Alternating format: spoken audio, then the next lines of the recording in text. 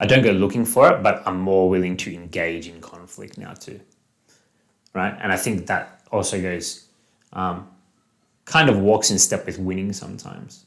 Come back to that, which is, generally to win, there's a loss. Like someone wins, someone loses, or something wins, something loses.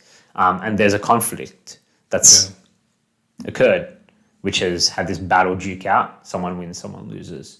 And yeah, you can only win or lose if a conflict's taken place. And so is that such a bad thing? And things come out during conflict that wouldn't otherwise, I remember when we were talking with Laura DeWitt, and she was telling us this story about, how she essentially like called someone on their shit, right?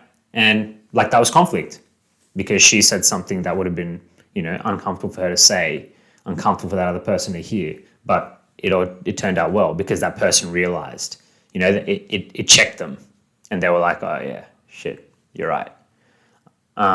And we need conflict. We need conflict to raise things that wouldn't come up otherwise, because otherwise the shit's just getting buried, and someone feels one way, and the other person might not even fucking know. Yeah. When it's like a conflict, you're having a conversation or something someone's done and you don't say anything about it. If you say something, you actually have an opportunity to remedy it, right? Otherwise, you can't. And in that situation, like just engaging in the conflict is like a win because you put yourself in that uncomfortable situation to see what happens. And I think, a lot of times we're trying to avoid conflict and we're robbing ourselves of these opportunities to grow and to make better outcomes come about.